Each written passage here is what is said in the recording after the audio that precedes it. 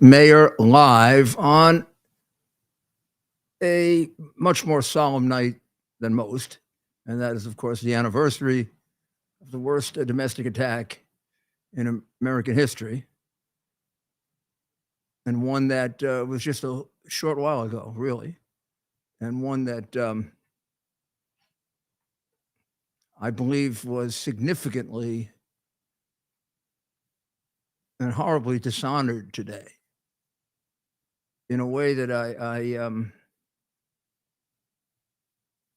I never thought would have been possible. But every day I'm amazed at the lack of patriotism, the lack of honor, the lack of honesty, the lack of decency, the lack of humanity, the lack of empathy. And that's just a few of the things that happen to the American people every day by virtue of the terrible mistake they made in selecting a career criminal and a man who basically been a liar since he was a child as president of the United States. Today, the victims, in part, were the families of those who lost loved ones on September 11, and not just the direct families, but the families who lost friends and loved ones, or who almost died themselves on September 11, or who know people who did.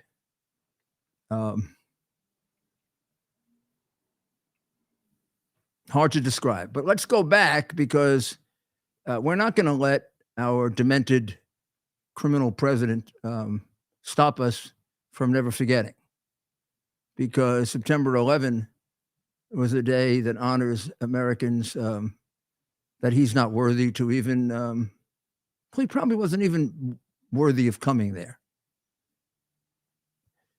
These are men and women who were innocent, came to work that day, opened their computer. Maybe it was the guy delivering the bagels. It is New York, you know. Maybe it was the people finishing the cleaning or beginning it. Maybe it was the computer operators, or maybe it was the CEO. Maybe it was the people having breakfast up at the beautiful restaurant atop the towers. And they didn't live beyond that day. The day in life was cut short in a moment's notice. The two major airplanes crashing into their buildings, creating panic, fire, and destruction. Many more were saved than died. Many more than anyone ever thought could be saved were saved. You can go to the 9/11 Commission report, which was a very fair and critical at times report, that says that the firefighters and the police officers and the rescue workers conducted a close to miraculous rescue, a close to perfect one. They if I recall correctly, the estimate was they saved 98, 99% of those that could be saved. And that was, of course, with no notice and with a situation that was unprecedented, something that had never happened before. That heroism of those firefighters and police officers and individuals in the building whose stories over the next day and 2 and 3 and 4 came out. The man whose name we'll never know, I wish we could. I've tried hard. Who was urging people to get on the elevator. And then one elevator trip, a young woman told me on a trip down to Ground Zero, when I took the first group of families there, she was trying to figure out who the man was, because she tried to grab him and bring him into the elevator. And he said, no, we still have to get more people on. He said, look, I'm 77. I've already had my life. And all of you have a long life to look forward to. Man, that's beautiful. We don't hear much of that nowadays, do we? Or, of course, Stephen Siller, who is the inspiration for Tunnel to Towers that we talk to you about every night. Stephen Siller was home. He was off. He was going to play golf that day with his brother Frank. He was watching TV on and off with his young children. And all of a sudden, he saw the attack. He's a member of a fire company in Brooklyn, right near the Brooklyn Battery Tunnel. He ran to his firehouse. The company was out at the fire. He got his bunker gear, which is something that I know quite a bit about because I supplied it to the fire department. The prior mayor was too cheap to buy it for them, even though it saved countless firefighters' lives. Don't know that he considered firefighters part of his constituency, at least to that extent. That's the way crooked New York politicians operate. You don't usually hear that about David Dinkins, but he became a millionaire in public office, getting stock from a company that he voted on when he was in the city, when he was in the Board of Estimate, $1 million at least in one case. A number of other of his buddies had got stock in that useless company. But he didn't think firefighters deserved bunker gear. But I got them bunker gear because they were among my most important citizens. Why were they important? Not because they voted for me or didn't, not because they were white or black, because they saved lives. And Stephen Siller was one of the very best, but not unusual. Most of my firefighters, if not all, would run to the fire. There'd be very few that would shirk their duties. It would have to be a serious exception. It wouldn't last very long in my fire department, your fire department. Now, those are the stories that lift you. Those are the stories that brought America out of it. I often said, starting that day, what would it have been like if that attack took place and America surrendered? Suppose it created tremendous panic in the building. People fought with each other to get to the elevators. The firefighters, happened, recently in one law enforcement situation, just waited and waited and waited to go into the building.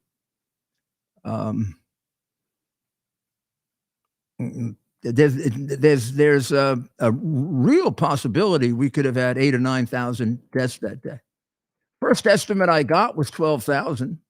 Then it quickly came down because of the good work of the firefighters and police officers to about 8 or 6, and it didn't get down to where it ended up until a couple of days later. There's no doubt they saved 10, 12,000 lives that would have been lost had there been an inefficient, ineffective, cowardly approach to it. Because of those stories that next day about the firefighters and the police officers and the civilians putting their lives at risk to save others, it lifted America's morale. It said, yes, we could be attacked in a way that we've never been attacked before. We could have a Pearl Harbor, but on a civilian city. But we didn't panic. Nobody died in the escape. That's happened sometimes, huh? In fires, people die as they are panicking and leaving. Well over 1 million people exited New York City that day. Nobody that I know of died in the exit from the building or from the city. There were people frightened. You see people running. You see even more people walking. You don't see panic. That took a day that could have crushed our morale, lifted it. And ultimately, that was the goal of our enemy, of the Muslim extremist terrorists who attacked us. It was to break our spirit. Wasn't just to kill us. They succeeded in doing that, all right. Not nearly as many as they thought, not nearly as significant an attack on us as they thought, because I think they had different ideas of what the World Trade Center was and what it would mean. But they did think that they would break our spirit. They were used to an America run by Democrats that didn't fight back. They were used to an America that if you attacked an American naval vessel in prior eras, an act of war, you would suffer the bombing of an empty field and some very nasty words said, but no real damage. They were used to a president nervous about killing bin Laden, kind of like the proverbial hand shaking like that. That's the America they expected. What they got instead was a powerful America, right from the get-go. Nobody backed off. Nobody increased the number of deaths by panicking or being afraid of them, or they fought back right from the moment it started. When I saw the firefighters lifting the flag, so reminiscent of their fathers and grandfathers at Iwo Jima, I said, they're the same. They got it. They got the genes. They've got the American blood.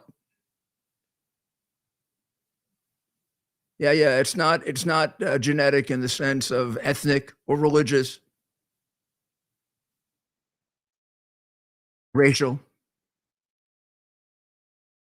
It's in the blood of the love of freedom, the respect for human life, the desire to serve, and the respect for the rights of others, which makes the strongest nation on earth, a nation that's overcome all odds, including a revolution against the greatest empire on earth that it won, that couldn't have been won. So they came back. They didn't come back in 3 weeks or 4 weeks or 5 or 6. Came back the next day. They came back that day. I was there that night. I didn't leave until 2:30 in the morning. After I told all of my people to go home, I didn't.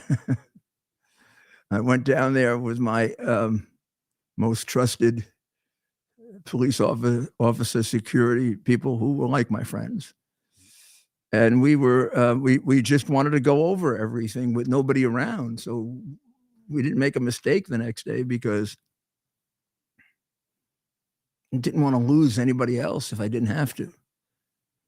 And I saw so many people still working there because I had ordered lights earlier in the day because I knew we were going to work all night. And all of a sudden, out of the fog, of destruction, and I saw these men walking toward me like in a science fiction movie. It was my police commissioner who I had told to go home. He had gone back, and he'd gone back for the same reason I did, just to check everything out. He couldn't, and he knew that what the men were doing there, what they were doing was risking their lives. Every moment they were doing rescues because below the ground was a fire of 3,000 degrees Fahrenheit. So it's an exceptional day. And it's a day that should be remembered with great dignity and solemnity and respect. Maybe in some cases, respect, saying to yourself, I wonder if I have that courage. I hope I get a chance to display that sometime. I hope I get a chance in my lifetime to show to myself, to my family, and to God that I have that also. This is the way you build a nation, on heroic, real heroic actions that are part of their history. The history of a nation is part of the soul of a nation. We've spent 20 years destroying our history, and we're trying to destroy this history. I wish I didn't have to be political tonight. I've gone through September 11th and I didn't have to be. For example, from the very beginning, right after I left office, for the very first ceremony, and I've been at every single September 11th ceremony except one when I had an operation on my knee, and I was often asked, "Is the country safer now than it was before September 11th?" And starting with the first year under Bush and even during Obama's years and Trump's years, I may have had disagreements with Obama in areas where I think he really jeopardized us, particularly the money he gave to Iran and the Iran deal and the way in which he caused a whole war by underestimating the ISIS. But in any event, as far as a protection against domestic terrorism, every year I saw improvement. Every year there were more and better intelligence, more and better procedures, more trained personnel, state, local, federal. That's not the case anymore. Let me just say it. I mean, this country is much more in danger of terrorist attack today than it was on the day before September 11, 2001. We've gone through the Biden invasion. We've gone through an invasion of people we don't know, millions that we don't know, millions that we might have their name and they're due to come to court in 5 years. But we don't have any criminal record or background check or on most of them.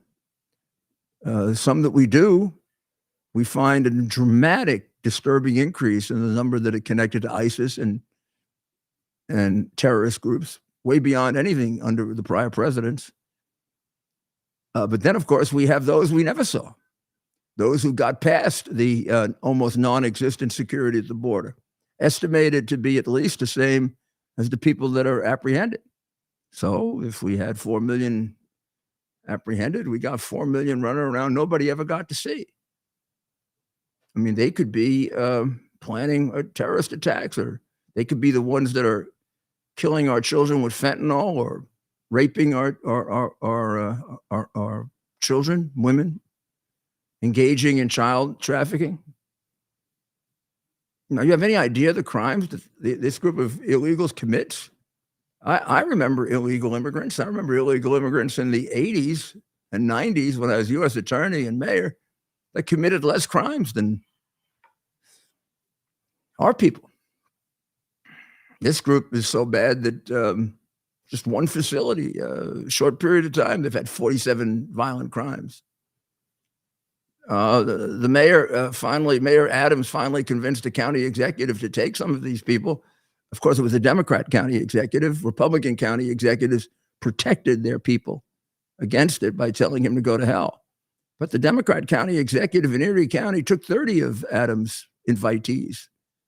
In less than 48 hours, they raped 2 women, a young girl and a woman. They were all sent back, and that Democrat executive is not taken anymore because he cares about his citizens in a much deeper and more honest way than Adams or Hochul, who still want jobs for the people that are here, which will mean they'll draw more here, but are saying nothing about the qualifications and what has to be done to figure out who they are or how we have to stop them at the border. So let me make the final point, because it's really important that you understand this, because it all crashes down. All of those great strides in security were in intelligence. Intelligence means nothing if it's not given to the right person at the right time. What good is intelligence if you don't stop the people at the border and check who they are? You can have all the intelligence in the world. It's great. Once they kill 5,000 people, you'll know who they are. Just like happened on September 11, huh? That intelligence worked really well. You know, those 51 people that wrote that I, as a Russian pawn, the president was colluding with the Russians, basically, with the hard drive. You know, they're part of the people that screwed up the intelligence for September 11. And they're part of the ones that convinced bin Laden there were a bunch of sissies that wouldn't strike back against him. You didn't count on George Bush. I don't know what you think of George Bush now, or, you know, I've got disagreements, I guess, because of Donald Trump. I said once, and I say it again in 2004, that I don't care what George Bush does for the rest of his life. To me, he's a great president for the way he responded to these animals who came here and attacked us. He stopped them from coming back. He sent them back into the caves where they belong. Didn't he? And what happened? What happened as soon as you made the mistake of not listening hard enough? I know the information was kept from you, a lot of it, but you made the mistake of not listening hard enough to exactly how crooked this president was, exactly how distorted he was, exactly how much of a liar he was, and exactly how perverted he and his family are. So we have an editorial here by the Post, and I'll read it because they say it better than I do. A new never forget. On the other hand, America answered 9/11 by liberating Afghanistan from the regime that sheltered the al-Qaeda attackers. Now President Biden has handed it right back to them.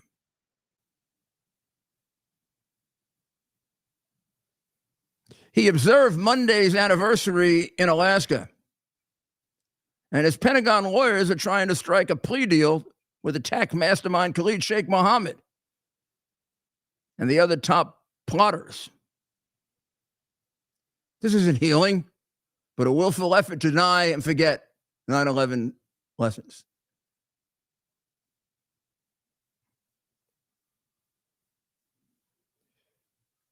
And then they remind us of the words of George Santayana. Those who cannot remember the past are condemned to repeat it. Part of the objective of Marxism is to get you to forget the past, particularly if it's a glorious past, because they want to dominate you, subjugate you, make you into a serf. We'll be back very shortly. Towers Foundation delivers on its promise to do good and never forget the sacrifices America's greatest heroes have made for us. Heroes who risked their lives to keep our communities and our country safe. Heroes like United States Marine Corps Captain and pilot John Jeremy Sachs. Captain Sachs sustained fatal injuries when his military aircraft crashed during training, killing him and 5 other service members. He's remembered by loved ones as courageous, brilliant, and devoted to his career, family, and friends. John is survived by his wife, Amber, who gave birth to their second daughter 3 months after his death. Tunnel to Towers paid the mortgage on the family home for Amber and their 2 daughters. The foundation has helped over 1,000 military and first responder families navigate the worst of times by removing the burden of a mortgage payment. Our nation's heroes and their families need your help now more than ever. Donate $11 a month to Tunnel to Towers at T2T.org. T2T.org. That's T, the number 2T.org. T2T.org. Please donate now. Be some in there. Welcome back. In addition to Biden disgracefully avoiding any one of the sites where Americans were sacrificed needlessly on September 11, and therefore allowing our younger Americans, because the president pays attention to it, to learn our history. And maybe we get too used to his lying, and therefore we just accept it. He told a really despicable, disgraceful lie today. And of course, no one in the kiss-ass media is going to point it out, except Ben Dominic, and this is how I learned it on Fox shortly, just a little while ago, said something. And I'm relying on him because I don't remember. It did sound strange when the demented liar said, I was at ground zero the day after. I didn't remember him being at ground zero the day after. But it could be that he was, because I would have paid no attention to him. At that time, I did not know that he was a crook. At that time, I didn't know he was perverted. At that time, I didn't know that he was demented, because he wasn't. I did know he was one of the stupidest men I knew, and probably would have greeted him because he was a senator, but certainly wouldn't have gone out of my way to get advice from him, because I was certainly of the same opinion as Secretary Gates, his colleague, that he never was correct about anything in his life, that he was basically a charlatan, a little puppet. You just tell him what to do, and usually he doesn't do it because he can't remember. But I was pretty sure he wasn't there, but I wasn't going to accuse him of it. I was going to try to find out if I could, because I didn't want to accuse him of it if I didn't know. So I'm still not sure. So I'm going to attribute this to a man that I respect and has the resources to check things like this. I didn't have the time today to check it, but Ben Dominic quite angrily pointed out that he's a damn liar and that he wasn't there. Now, I'm going to tell you something, and you see if I'm exaggerating. If you think Joe Biden is lying, he's lying. Anything that sounds heroic on the part of Joe Biden is a lie, because he's a miserable coward. That's why. The guy wouldn't have the guts to come that day. He's afraid maybe his shoes would get dirty. He lies constantly. And he's got to take his son's death, which is tragic, and tell people who really lost their children in the line of duty. And to make it even worse, he got them killed. And he tells them that his son was killed in the line of duty. That's cruel. And what he said about being there on September 11th is cruel, because it was already cruel not to come. And of course, it isn't that he just didn't come, because the press won't tell you this either. Because 2,000 families wrote to him and basically told him, don't let Khalid Sheikh Mohammed escape the death penalty. And they used stronger language than just that. And a number of other families told him, stop letting so many damn terrorists in the country. Mr. President, you can't even tell us how many terrorists you've left in the country because you don't check.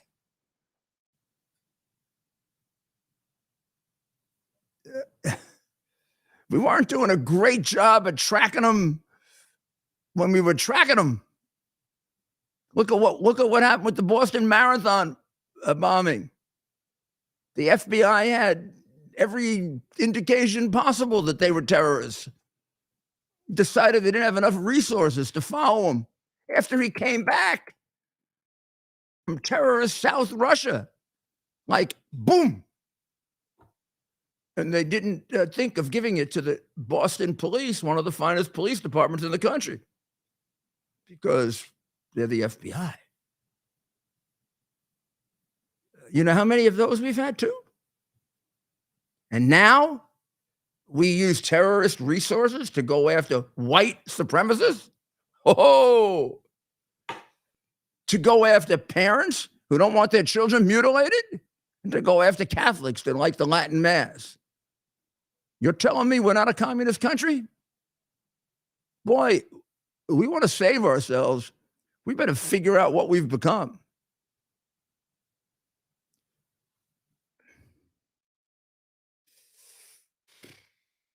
Shall we play some of his disgraceful, embarrassing performance overseas that they're not going to get to see anyplace else? so they know how our country is viewed by the rest of the world? Our citizens know because the crooked press is not letting them know. Do we have that, Ted? Nobody likes having celebrated international meetings if you don't know what you want at the meeting, if you don't have a game plan. He may have a game plan. He just hasn't shared it with me. But I tell you what, I don't know about you, but I'm going to go to bed. How about the one where it's stamped? Now, did at the beginning of that, did he say, don't have a game plan? Nobody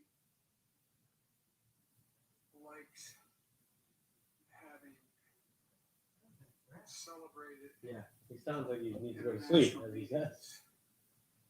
I could hear. Know what you want at the meeting.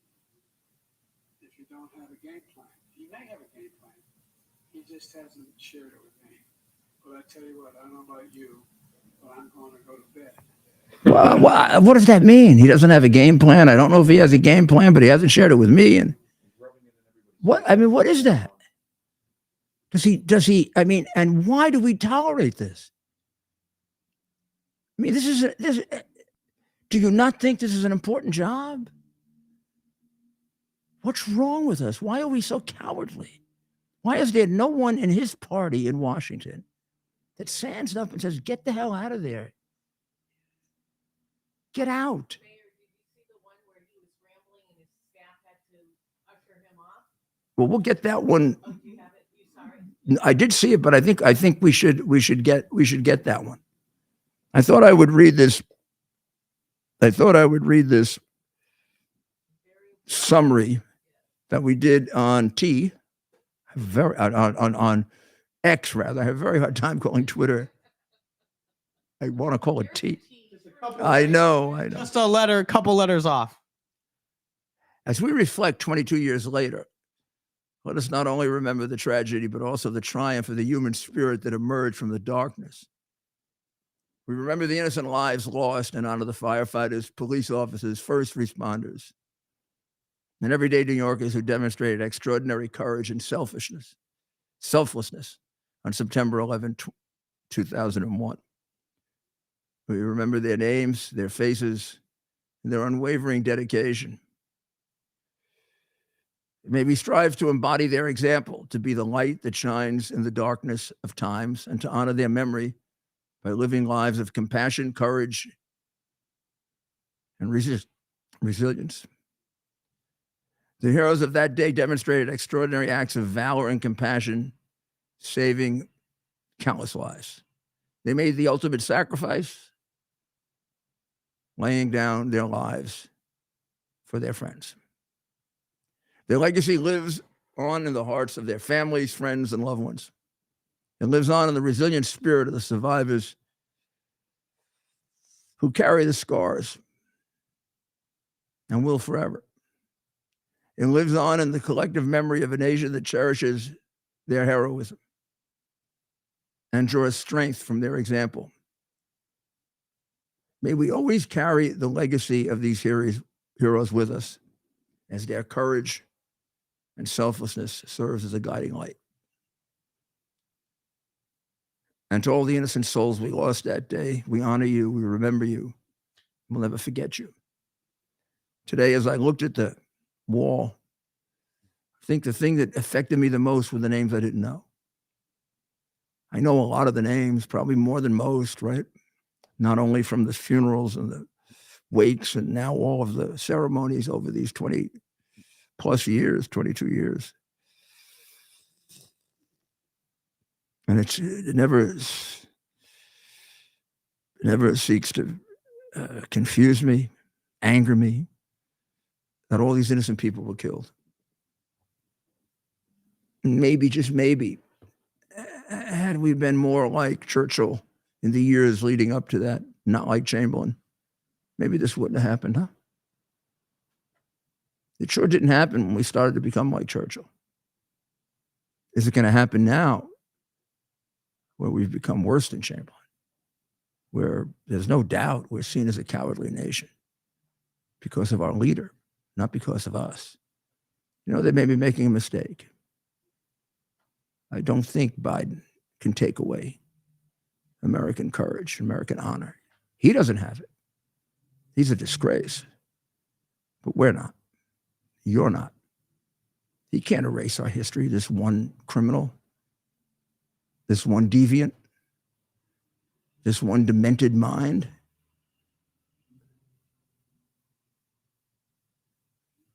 He can't, even if he is the president. And hopefully that'll be ended soon, either by election, impeachment, or removal under the 25th Amendment for mental incompetence, which is so abundant, the whole world knows it. Well, we'll be back shortly.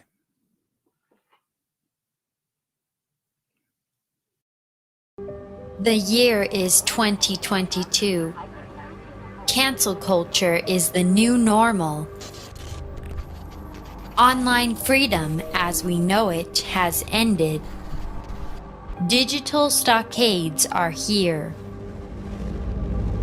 All activity is monitored, stored, and predictively analyzed by a technological cartel.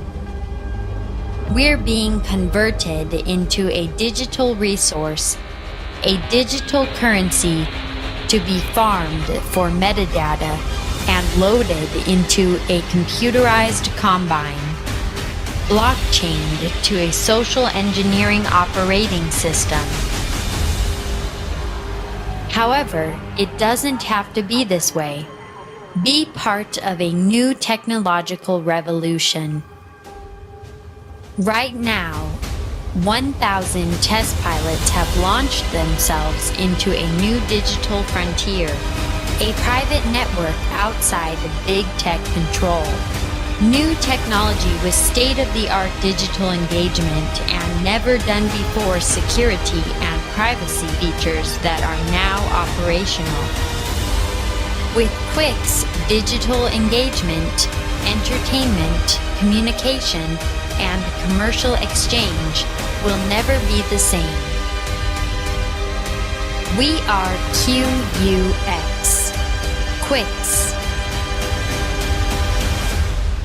Advanced pre-release sales are limited to 3,000.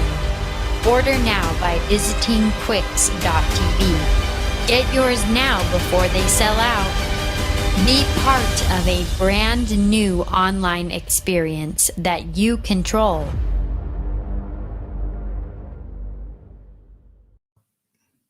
It's really important that we keep you healthy.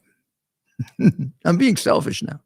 But we're going to need all the help we can get in 2024 because I don't see them impeaching him because the Democrats are so dishonest and so crooked and so political. What do they care about the country? Look at the two useless senators I have in New York. The mayor is telling us our city is going to be destroyed. Never heard a mayor say that before. And the two of them show up today laughing their heads off. You know, I could hear the cackling. Like, you know who that is, right? It's one of the reasons I left a little early. It was really hard. It was like almost like a sacrilege watching them there. Watching these people like Mayorkas, who spends his entire time committing perjury. His whole career as a secretary has been to perjure himself. And Harris, who's the border czar. I mean, I don't even think she knows what it means. Or she'd probably say, you know, I'm the border czar. That means I have to do with the border. And I'm the czar of the border. And the border has a czar. And that's me. Now, if you want to remain healthy, you have to have vegetables and fruit. And of course you should eat them. But the reality is we have very fast lives, many of us, right? Even if we don't have fast lives, we don't always remember. and you can't have enough. This is not one of these things where you're not going to overdose on fruit or veggies. These pills have 36 in one case and 37 in the other, different veggies and fruits, all compounded. So they're much, much stronger.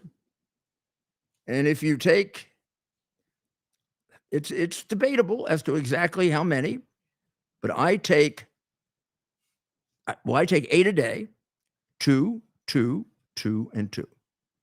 2 of the fruits, they're the pink ones, and 2 of the veggies. Now, I could play a little game. And since I tend to have more fruit, although today I didn't, Ted, the fruit today tasted like it was sour. We're referring to moldy. an actual cup We're of talking fruit, about- not I'm glad I these great take- pills. Yeah, we got a cup of fruit and it was old and moldy. Remind me tomorrow. We got to get our. Well, I was going to send you out. I was going to send you out to the kitchen to get. They owe us to a get cup of the- fruit. No, I was going to have you get these for me, even though I had 2 this morning at our at WABC. When you come in and you go through the kitchen, there's ample, nice free samples of this. You know, a lot of the people take advantage of it. I should tell Dr. Howard he's getting cheated a little.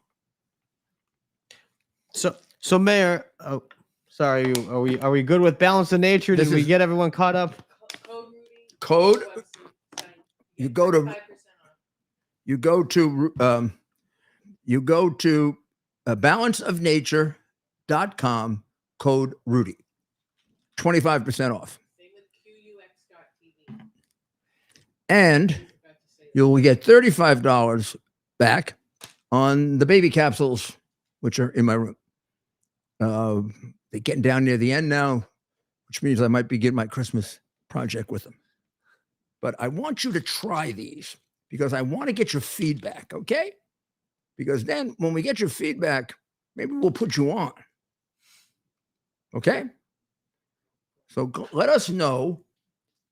Let us know how, Ted, what is the best way that they can let us know they got their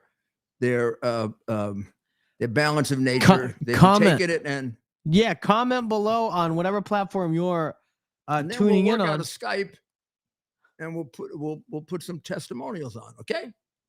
That's right. And Mayor, at this time, And also maybe you can also, because you can experiment with this, you can tell us how you use it. You know, I do 2 in the morning, 2 at night. So balanceofnature.com, code Rudy, RUDY. and we're gonna play a short clip. This is from 22 years ago These are hard. today, at approximately 9:50 in the morning. Here we go. I should tell you that I've never. So people should remain calm. They should remain where they are, except if they are in southern Manhattan. If you're below Canal Street, you should walk out of southern Manhattan and walk north, as these people are doing right here. All right, that's cool. Do you know All right. anything? Cool. Do you know Can I get a anything about message on injuries? this? Yes. All that we know right now is that 2 airplanes struck the 2 large towers of the World Trade Center. We spoke to the White House. There also apparently was an attack on the Pentagon. We asked that the airspace around the city of New York be sealed by military aircraft. We've been informed that it has been, and we've seen military aircraft up in the air. So we're hopeful that right now things are secure.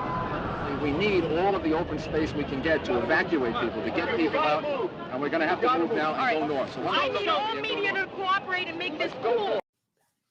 So that was the very first press conference that I had after we got out of the building we were trapped in. And we were trapped in a building right after I went down there to check and make sure that the police and the fire had all that they needed and that our plan was being executed properly. I went to the fire department command post right at the base of the of the North Tower, and I met with Chief Gansey, and I asked Chief Gansey if he had everything he needed. And he said that he could use police help in moving the crowds out. That under our emergency plans, the fire department was what we call the commander, the incident commander. These are programs that we worked out over 8 years with the help of first Jerry Hauer and then Richie Shearer, who were the head of emergency management.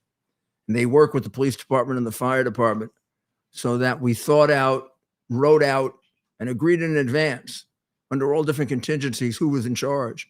So we didn't have the perennial problem of agencies fighting with each other as to who the commander is.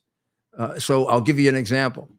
When the building was first hit, before it was determined what had happened, the police department was in charge because it looked like a crime.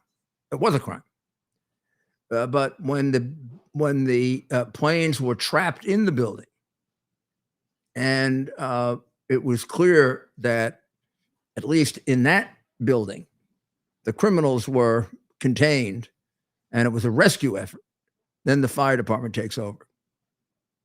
Police department was in charge of the rest of the city because the rest of the city, for at least, well, certainly all that day and for several days thereafter, was at risk of further attack, of further massive attack. And so the police commissioner, Bernard Carrick, had to keep his eye on the site, but really as an auxiliary to the fire department because they were in charge. So his police officers that went in the building to save people who were emergency service police officers who were trained like firefighters in emergency rescue, they were under the command of the fire department. Meanwhile, we had 132 other targets that we had compiled over 20 years of Islamic extremist terrorist interest in New York. It's very, very detailed the way it's compiled. It's done based on arrests made all over the country, all over the world. And when you find material, let's say of a subway or a bridge or the stock exchange, we record that, and then we evaluate periodically what seem to be the most what seem to have the most priorities as far as the terrorists are concerned. And we do the best we can to list them so that we give sufficient attention, the right amount of attention with the resources we have. So immediately, before we even knew it was a terrorist attack, the commissioner said to me, I'm going to begin to utilize the priority plan. Now, this is when we still had only one plane. We were told it was a twin engine plane. The hypothesis then was it could very easily have been an accident. Probably not, though, because it was a nice, clear day. It could have been a deliberate attack by an angered, crazy man, or it could have been a terrorist attack. The worst of the three is a terrorist attack. So what you do in an emergency is you operate on the worst. I'm going to tell you, someday I'll break down Benghazi for you and tell you why Obama should have been impeached for Benghazi, because he did just the opposite in Benghazi. Anyone who understands emergency management means you assume the worst. What are you going to lose by assuming the worst? Suppose it had been, even with the great weather, an accident. So we would have wasted some resources of police officers. We would have cut people off coming into the city for a short while. That's what a professional emergency manager does. Or someone who takes the time because they value human life to learn how to run emergencies if they're going to be a president or a mayor, or obviously Obama never took that seriously, or didn't care, or had no one that cared. But when Benghazi happened, every resource of the United States should have been sent there. They said, we didn't have enough time to get there. What a big lie that is. How do you know how much time you have to get there? How did I know how much time I had to deal with those buildings? I know now. Suppose I said, oh, actually, I didn't have enough time. Well, of course he had enough time to deal with it. He had hours before anything happened. Would it ultimately have been enough time? Well, you don't know unless you try. But we immediately dispensed our resources all over the city. And then when we got all of that ready, we went to an emergency headquarters that we had set up, a temporary one. We had thrown people out of a Merrill Lynch building. They were happy to be thrown out. I took it over, wired it up for sound. I got on the phone with the White House and I asked if we had air cover. I was told we did. I asked if there were other attacks. They told me that there'd been an attack on the Pentagon, and that there were 7 other planes that were at risk of attacking us. I said, "Are they headed to New York?" He said, "We don't know the number. But number one, you should assume there might be more attacks. But number two, you should have air cover within 5 minutes." And then Commissioner and I discussed the possibility of ground attacks. Would this trigger a whole big terrorist response? The police commissioner cut off all entry to the city. Now, why did he do that? Because the attack in 1993 came from New Jersey. And we knew there were active Islamic terrorist cells in New Jersey. In fact, we infiltrated them. We had infiltrated them several years before. We didn't get caught until well into the Bloomberg administration. And Chris Christie blamed Bloomberg for doing it. And I, of course, because I am who I am, I took responsibility for it. And I called Chris and I told him I did it. I did it because I'm sorry, I don't trust anybody else with the security of my city in a way that's that important. I only trust my police department. What do you want to do? Kill me? He didn't kill me. But at least I had a good handle on the fact that there were groups there ready to attack, and we had them very well contained. But they very well could have joined that knowing that the city was in chaos. So we went into a building, and while we were in the building, and I was on the phone waiting for the vice president, the first building came down, hit our building, and almost crushed it. We were trapped in that building for a half hour. We were reported missing. Governor Pataki and my deputy mayor, who was with him, Rudy Washington, had gotten reports that we were dead. And the governor drew up an order that I've never seen, nor do I want to see, that he came pretty close to signing, which would have been to take over the city in my absence. When I called him, which would have been 45 minutes to an hour into this, his first response, because I didn't know of any of this, I was trapped and we were working our way out. And with my brave, brilliant, wonderful staff, Bernie and Richie Shearer and Joe Esposito, and Joe Dunn and Denny Young, and all of them. Bernie told the story on Andrew. All of them heroes in their own right. None of them cowards in any way. Not even hesitation. And when we finally got out, we faced even more danger in the street outside. That's what you're looking at. As soon as we got out, I grabbed the press, had to make a decision. Do we stay in the building that we have been trapped, actually the one next to it? Do we stay in the building with the risk that it's going to collapse like the other building? Or do we go outside?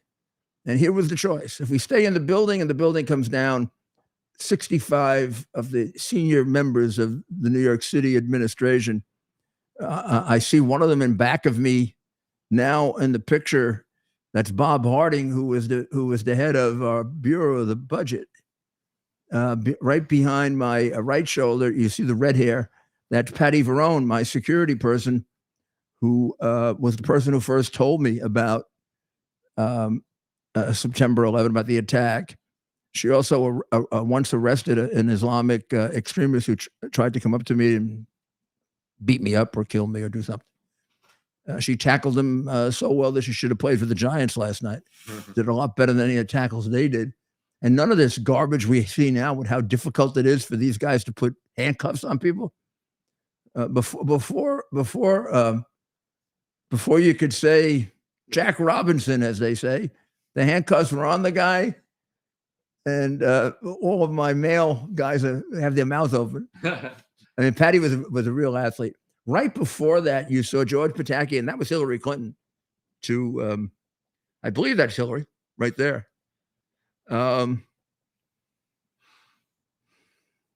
Look how sad George looks. Look at his eyes. Look at his eyes. Probably was up about 3 days at that point. This looks to me like it's about the third or fourth day into it.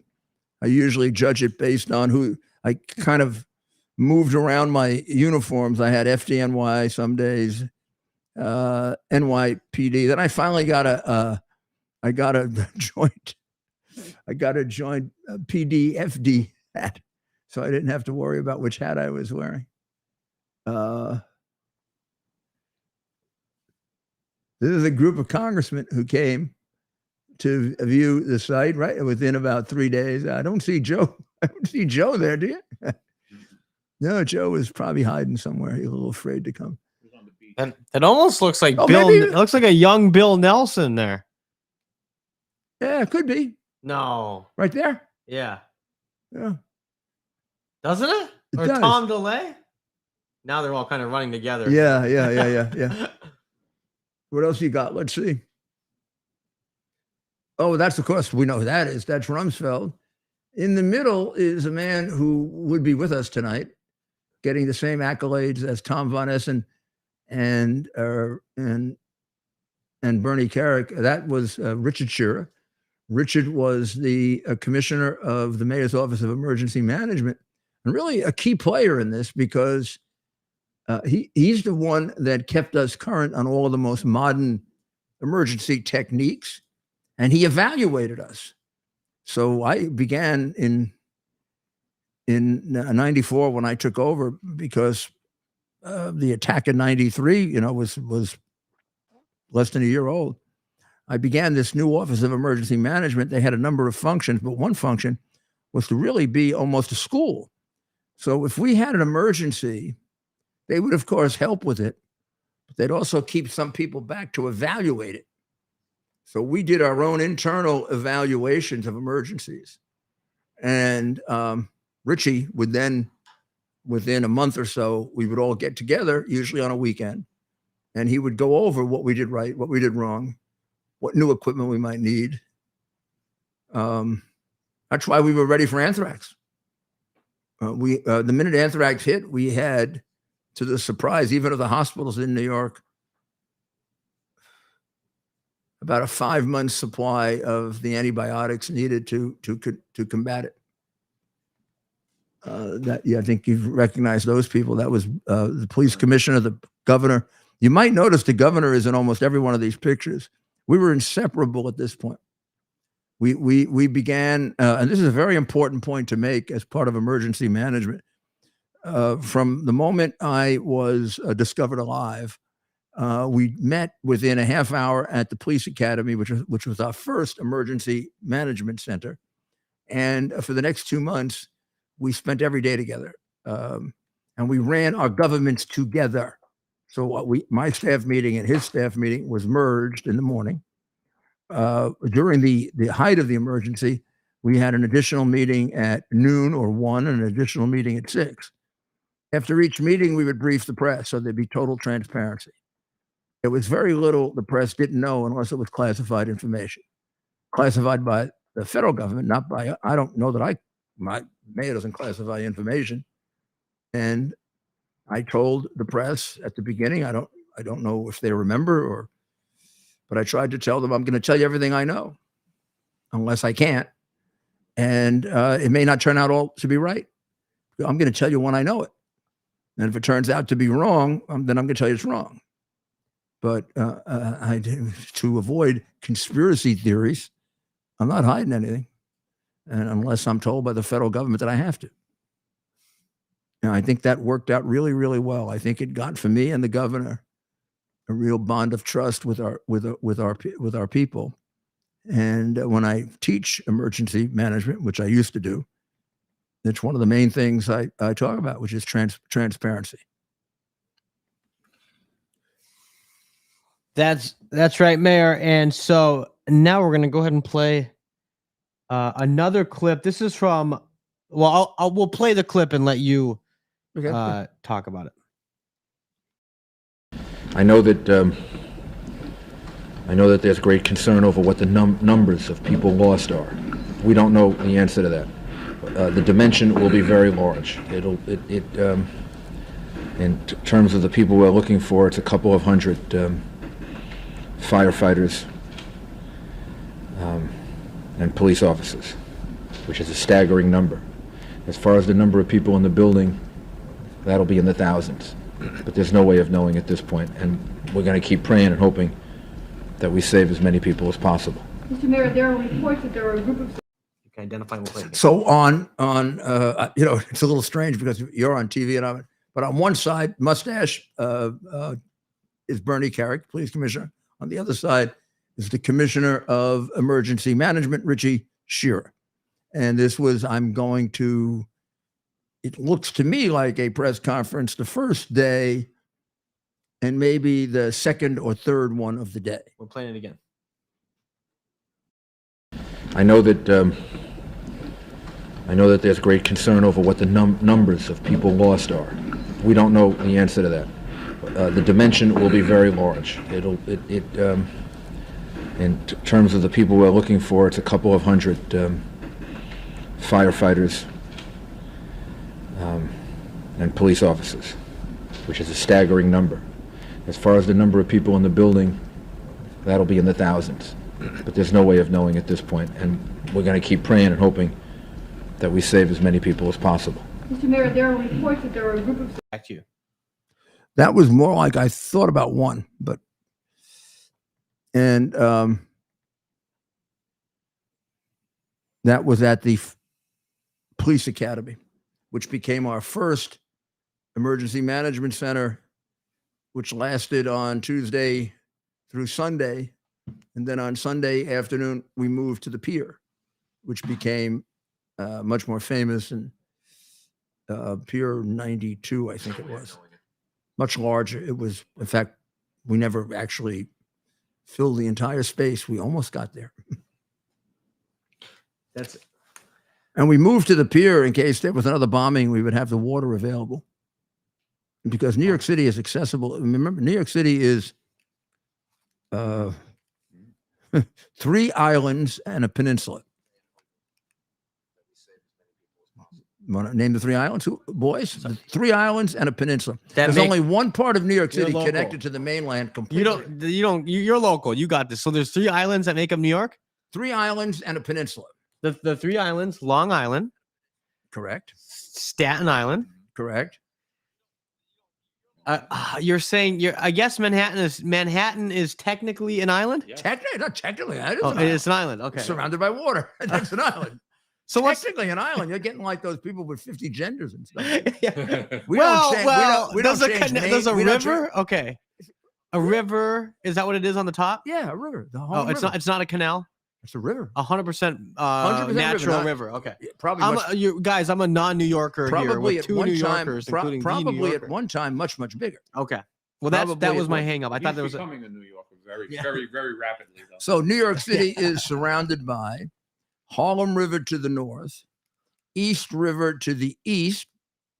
Easy to figure out, right? The Bay of New York, which is the Atlantic Ocean to the south, and Hudson River to the west. Those are the 4. And what happens is they all really flow into each other. Yeah. The Hudson River flows into the Atlantic Ocean. The Atlantic Ocean flows into the Hudson River. And then up north, which is not technically part of the boundary of New York, there's the Long Island Sound, which comes in from the Atlantic Ocean, that separates New York from Connecticut, and then Rhode Island further out. And then if you go around there, you go up to Boston. Of course, that's how Long Island was settled by the Massachusetts Bay Colony.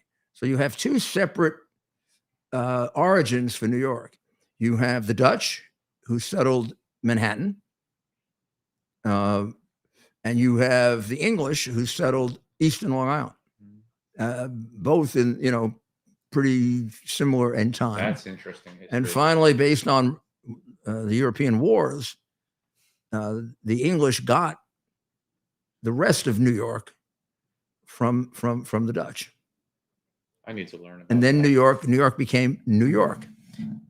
It was New The Amsterdam. new original title for New York, which I think was 1624, was New Amsterdam, and I think 1665 or so, I may be off a little bit, 1665 it became New York, named for the Duke of York, of course. Can you imagine what that must have been like? But like in New York, things never change.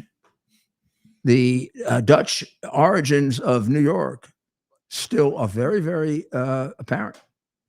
Bronx, that's a Dutch word.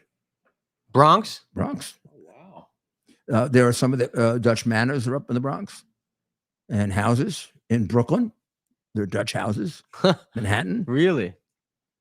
yes, sir. And Staten Island was settled by the Huguenots. A lot of it was settled by the Huguenots, who were Protestant French that were rebelling from the Roman Catholic Church. French Protestants. French Protestant, which is really tough because France was a very, very loyal. I guess the only more loyal, probably Spain, and was the most loyal Catholic country. Italy was a very loyal Catholic country religiously, but Italy always had political differences with the Pope. Really? Well, the city states and the papal states were often at war. Italy wasn't a country until 1860. Italy wasn't a country. Italy What was it before that? Regions. There was no Italian flag. The kingdom of What? Italy. King Umberto was just a very northern part of Italy. What was? At one time, Sicily and Naples were connected together as the kingdom of the two Naples, owned by Spain. The king of Spain was the I gotta see a map because Naples is along the Naples is the south, is the if south you of go France due or south- Italy. and right across the Mediterranean from Spain, and the Spanish captured it, really away from the Pope. Well, where did the Protestant church come from? And did the Not much Protestantism in Italy. but the Church of England Not so much Protestant in Italy. or the France? Protestants in What about France? France had a group of Protestants called the Huguenots, and they were not very welcome in France, and as the Puritans were not very welcome in England. England Yes. England became Protestant, but not really very Protestant. So the Puritans. So the Anglican Church, or the Church of England, was the closest thing you could find to the Roman Catholic Church, except not under the Pope. Henry VIII, who broke from Rome, died believing he was a Catholic. But he established the Church of England. He established the Church of England, kind of. He established himself as the head of the church in England.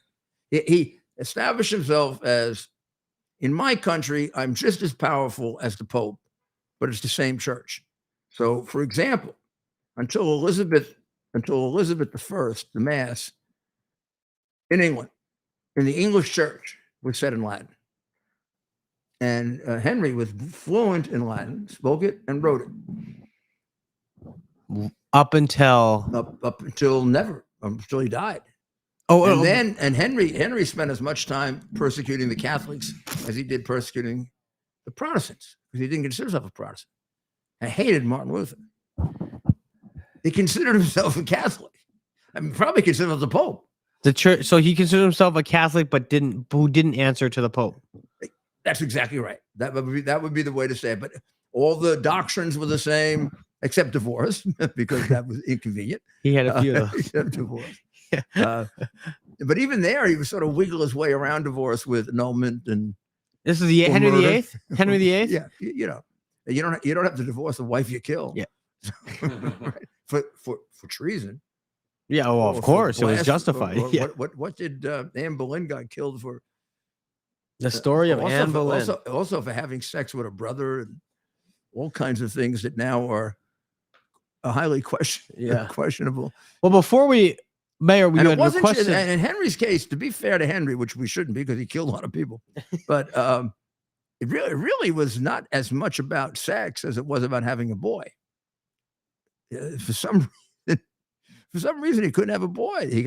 He loved Catherine. His first wife was Catherine of Aragon, which was his brother's wife, and his brother died. He was going to be King Edward, and all of a sudden he gets pushed into the throne. And do they keep Catherine as the betrothed? And the question is, was she? In those days, you could not marry your sister-in-law. The church had to give you a dispensation to marry your sister-in-law, and it had to be based on the fact, I think, that they hadn't consummated the marriage. So Edward and Catherine of Aragon, who came from the most powerful kingdom then in Europe, Spain. So it gave the Tudor dynasty a connection to the most powerful. Catherine claimed to the day she died that she never had sex with Edward. They were only married a short time and he was sickly. So then she was able to get the dispensation and marry Henry. So then when Henry couldn't have male children with her, and I guess he also fell in love kind of with Anne Boleyn. So I don't know how much of it was sensual, how much of it was hard to know. But he then claimed that she lied, Catherine lied, and she really had sex with his brother, and therefore that marriage was null and void. So he put her aside. The church never accepted it. Could have had this wasn't necessarily the Pope's decision. It was the Holy Roman Emperor who had a lot of political influence on the Pope, who was the brother or the nephew of Catherine of Aragon. And he didn't want to see his relative put aside. So he kept pressing the Pope not to give the dispensation. And Pope could have given it. It'd have a very different history. England would still be a Roman Catholic. Well, that was the start of the Reformation. Mm-hmm. This could be like a documentary, like you know what I mean. You know how many people don't know this? I don't know how relevant it is to tonight. We are talking about September. We got off track here, but again, it just demonstrates, who the mayor here, and somebody described this. You're a Renaissance man. Someone used that term. You cannot have an adequate understanding of what is happening to you unless you understand history. You understand everything. You got to understand history. Yeah. History, yeah. You've got to understand history, and you've got to understand what makes up the major forces in the world. Yes. And that's why I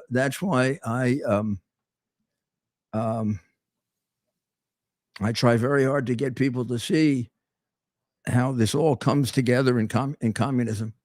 All the things we're experiencing, all the things where we wake up in the morning and we say, how could this be that in America we got confusion as to whether you're a man or a woman, when it's kind of easy to figure out, Yeah. And we have judges saying, I can't define a woman. Yeah, what kind of strange? That's Marxism. What kind of strange social engineering is going on to try to convince people of because this to destroy all the norms, fantasy. to destroy all the norms of our society so they can be recreated. It's unbelievable. So we have no confidence in our culture. If people would read Chinese history and figure out when they hear the word cultural revolution, what that meant. What it meant was that the Chinese communists were worried that the traditions of this wonderful, beautiful culture of China were going to revive and snuff out communism. So they snuffed out the Chinese culture, Chinese dance, Chinese music, Chinese literature. It's like what's going on now. The selfishness. Of Same these- thing. The same thing with our burning the statues, burning the flag, get people to hate the flag, Yeah. get hate people the to hate history. the anthem, rewrite our history so that we're mean, evil, horrible people, convince people that every white person is a vicious, unreconstructed racist. This is what selfishness- Marx saw the dividing line as class, rich, poor, but Gramsci and other communists, having seen they're attempting to try that in the West, and particularly America, and it didn't work, realized that race could become a better dividing line, a more volatile dividing line. Yeah. So that's why, Black Lives Matter is a communist organization. Yes. I'm not making that up. They tell you that. That's self-acknowledged. Communism has everything to do with what is happening to us now. Why we have confusion about genders. Why, the one they love is trying to make, being a traditional Catholic being a terrorist. One of their great enemies is religion. And the Catholic religion is probably their primary enemy. And so the idea of the FBI having a memo saying that people who like the Latin Mass are terrorists, crazy. It's crazy. There's no connection at all between terrorism and the Latin Mass. Divisive. People who like the Latin Mass are probably very cultured and civilized people who love a beautiful language, and particularly the singing of a beautiful language that ends in vowels. Now, we're getting too complicated, but I mean, in Latin and in Italian, words don't end; they go on forever because they end in vowels.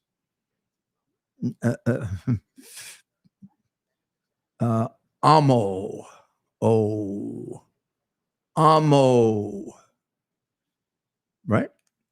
Or if I just say yes, how about si? Si. I can sing that better. Are you coming to the store? Yes.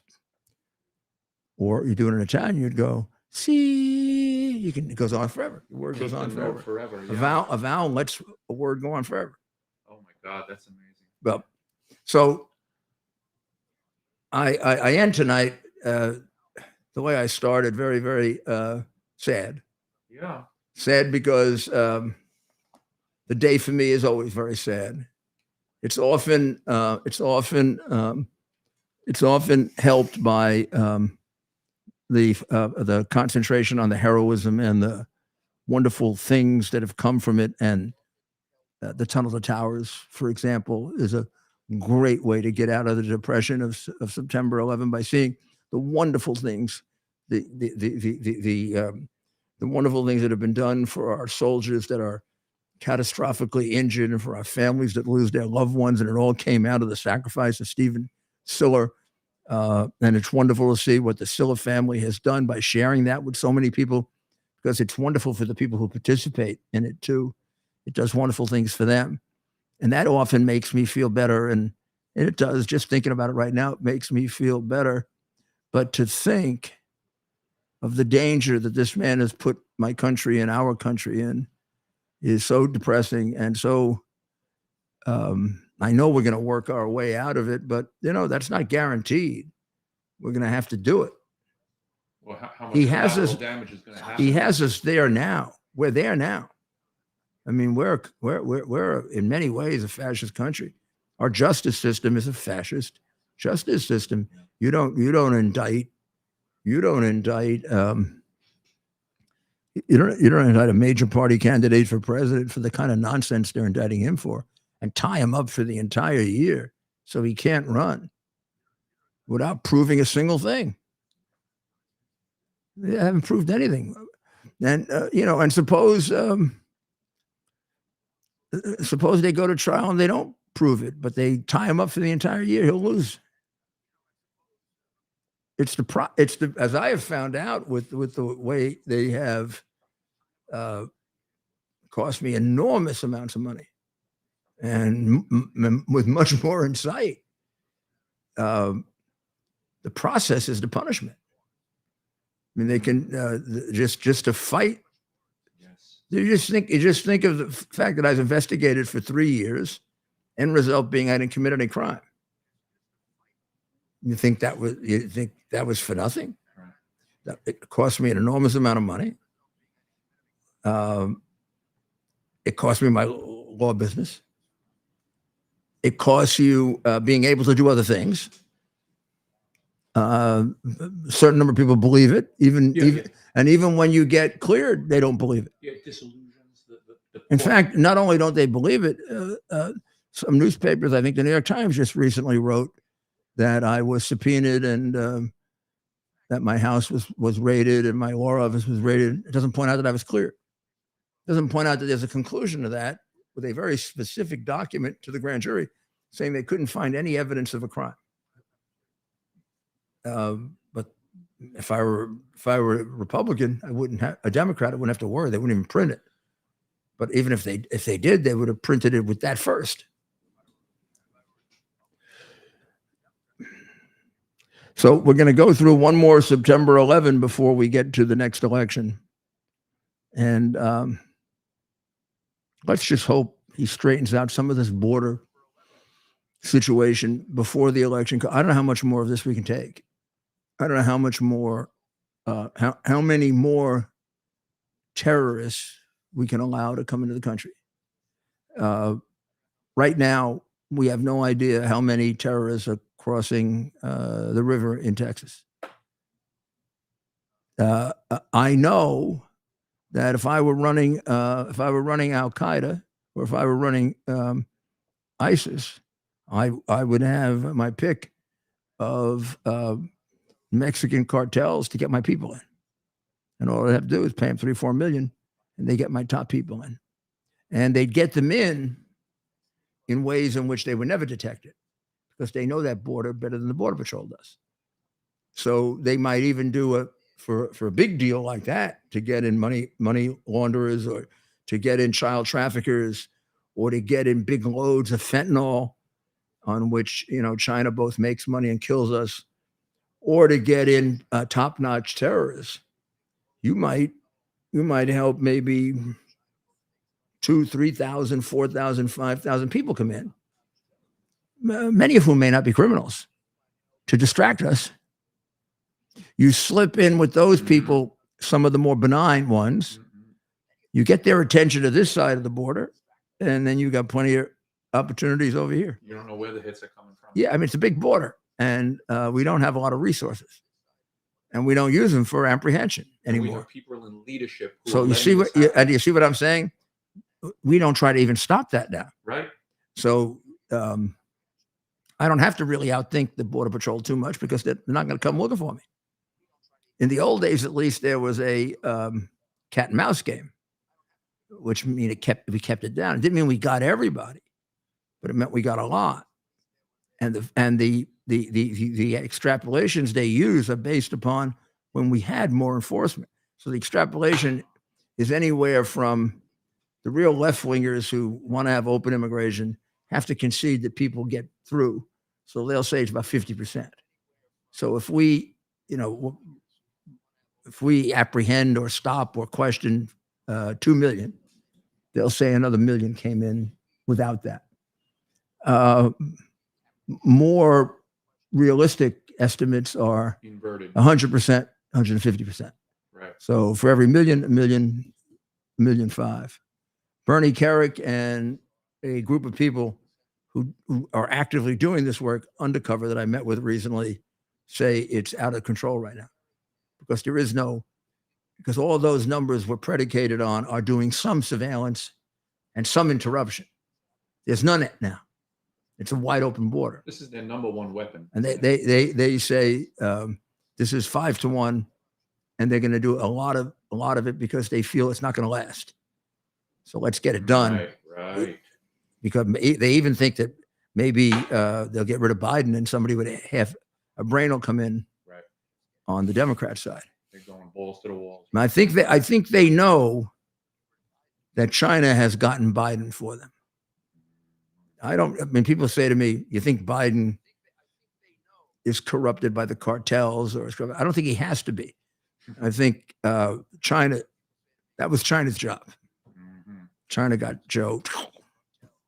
Plus they got plenty more pictures and they got plenty more crimes and that even Comer isn't going to get his hands on, that China has. Well, Ted, any more questions? A lot of comments tonight, Mayor. A lot of people Very busy. just kind of, thanking you and for in so many different ways. A lot of folks talking about, some folks just pulling from seeing a lot of these, how your leadership that day help folks kind of set the example for fathers, for parents, right? For those who had young ones. I mean, I was 11 that day. So you had set the tone and set an example for others at the time, 2001. I mean, it really was a different era. I really feel like it was. I mean, I was 11, but it really, you set the tone and set an example and helped others. You didn't just comfort the mayor, but you helped set an example of how they could talk with their families in their communities, not just New York. Remember, Mayor, at the time, I'm in Houghton, Michigan, a small town in Michigan, right? And as I say, there are two people that I remember that day and their reaction. My father and you, New York's mayor, Rudy Giuliani, who on that day, when so many others ran away from the fire, you went towards it. You went towards it, and you've explained in so many ways why. You wanted to be there. You had to be there for your people. The city of New York entrusted in you the office of mayor. And surely none of them expected something to that magnitude to take place. That's what I try to look for now, and I find it so dispiriting that I can't find it. I mean, I look at Biden and I see a man, whatever else you think about. I mean, I know he's a crook. I have the proof. The proof is more overwhelming than any case I've ever handled. There are many people in prison where there's less proof that they're criminals than Biden, who's running our country. Put that aside for a moment. The man is obviously physically and mentally incapable of running the most complex country on earth at a very difficult time. He'd be incapable of doing it at a very easy time. He has a serious illness called dementia. And every day his brain cells are diminishing. Mm-hmm. I wonder, where's the love for America? Where's the love for America? I mean, he does have responsibilities. And to close out, well, Mayor, before we go, we're going to close with, I don't know if you remember, U2 had done a touching tribute during that Super Bowl. So I thought maybe we'd play that to close out. But before that, what do you have a message for now? I mean, people my age, 32 now. What is your message to I guess young adults, young parents, right? I mean, people my age have kids now, young teens even, right? A lot of, I mean, go back beyond, crack through the tyranny of the teachers union and the New York Times and the 1612 Project, which is a disgraceful rendition of non-history and racism and communism, Designed to destroy you. Yeah, and go back to the histories that were written 20 and 30 years ago that are more reliable, and educate yourself. I mean, don't take anything. Don't take anything on just because some big mouth on television said it. 80% of them are just lying to you. That's right. And it's 80% probably. I mean, it isn't half. I mean, the decrepit condition of Joe Biden is kept from most Americans by a corrupt press. I mean, they don't know that at least four or five times he's told the story about giving a medal to his uncle in the White House 5 years after his uncle died, and his uncle never got the medal. they're probably not going to know that he lied about going to ground zero the day after. That's a pretty damn serious lie on September 11th. It's the kind of lie that should probably get you just thrown out of the White House. I mean, yeah, and you know why he did it. And he's been doing it all his life. I mean, the man is a congenital liar. How anybody can make a deal with him, I don't know. I guess if you own him by giving him money, you can make a deal with him. I mean, that's why you have to give him money, so that you can keep him locked in. Otherwise, he's going to lie to you. And he sure does China's bidding. I mean, you can make a list of all the things he's done for China. No American president would do that who was an honest broker. So I would say, make sure your children are educated. Make sure they understand. You know, for example, go back and look at the old surveys of great literature and make sure they read it. Before they can evaluate today, they need to know about Plato and Aristotle. If they don't know about Plato and Aristotle, they're going to become pawns in the hands of these communists. If they don't understand how to apply Aristotelian logic, they're not going to be able to think their way through. But if they can, Aristotelian logic will destroy Marxism anytime, any place, anywhere. Well, I'm looking also at Newsmax, and I see myself there, and with my friend George,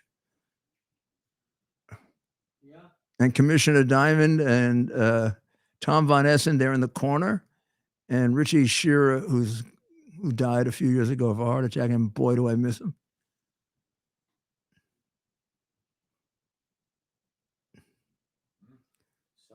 So if you want, you can put on Newsmax right now, and you can continue to see me. I just took my glasses off. If you're watching us live, to settle in for a discussion with a man that I greatly admire, also Greg Kelly, and of course his dad, who was a great police commissioner. Oh my goodness! They're showing a picture of the building. Impossible. Well, let's stay together, huh? So you come back tomorrow here, and tomorrow afternoon at 3 on WABCRadio.com. You can get us all over the world. You can get us on the app. And RudyGiulianiCS.com. Okay? And we'll be back with you tomorrow night. And God bless you, and God bless America.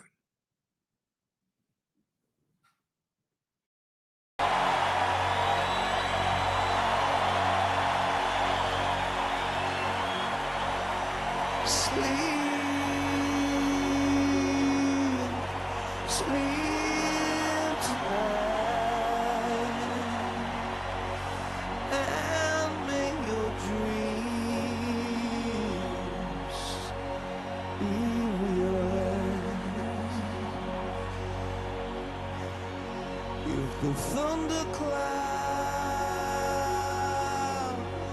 passes rain, so let it rain, let it rain, rain on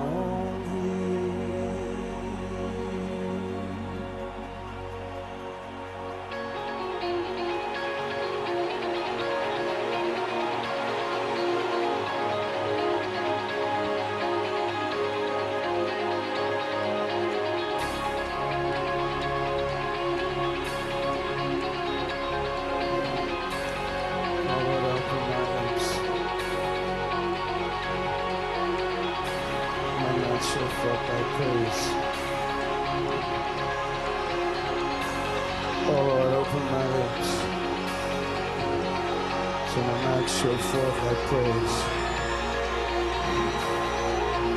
Yes. America!